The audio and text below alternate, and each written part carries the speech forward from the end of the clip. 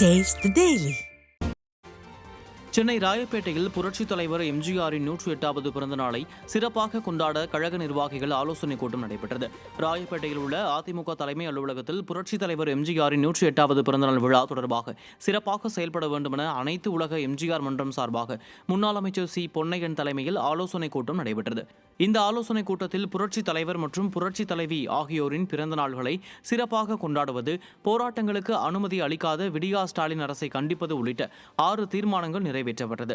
இந்நிகழ்ச்சியில் அதிமுக மகளிர் அணி செயலாளரும் கழக செய்தி தொடர்பாளருமான ப. வளர்மதி, கழக அமைப்பு செயலாளரும் முன்னாள் அமைச்சருமான டி. ஜெயக்குமார், முன்னாள் அமைச்சர்கள் கோகுல இந்திரா, வைகை செல்வன், சின்னையா, அண்ணா தொழிற்சங்க பேரவை செயலாளர் கமலக்கண்ணன் உள்ளிட்ட கழக நிர்வாகிகள் பலர் கலந்து கொண்டனர்.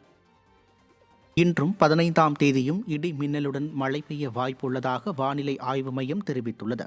கிழக்கு இலங்கை கடல் மற்றும் அதனை ஒட்டிய தென்மேற்கு வங்கக்கடல் பகுதியில் நிலவும் வளிமண்டல கீழடுக்கு சுழற்சி காரணமாக தமிழகம் மற்றும் புதுவையில் ஒரு சில இடங்களில் அடுத்த ஒரு வாரத்திற்கு மழை பெய்ய வாய்ப்புள்ளதாக வானிலை ஆய்வு மையம் அறிவித்துள்ளது. குறிப்பாக இன்றும் வரும் 15ஆம் தேதியும் இடி மின்னலுடன் கூடிய லேசானது முதல் மிதமான மழை பெய்யக்கூடும். மேலும் வரும் 13ஆம் தேதி முதல் 18ஆம் தேதி வரை பல்வேறு பகுதிகளில் லேசானது முதல் மிதமான மழை பெய்யக்கூடும் என அறிவிக்கப்பட்டுள்ளது. மேலும் வரும் 16ஆம் தேதி வரை தென் தமிழக கடலோர பகுதிகள், மன்னார் வளைகுடா மற்றும் அதனை ஒட்டிய குமரிக்கடல் பகுதிகளில் மணிக்கு 55 கிலோமீட்டர் வேகத்தில் சூறாவளி காற்று வீசக்கூடும் என்பதால் மீனவர்கள் அப்பகுதிக்கு செல்ல வேண்டாம் என அறிவுறுத்தப்பட்டுள்ளது.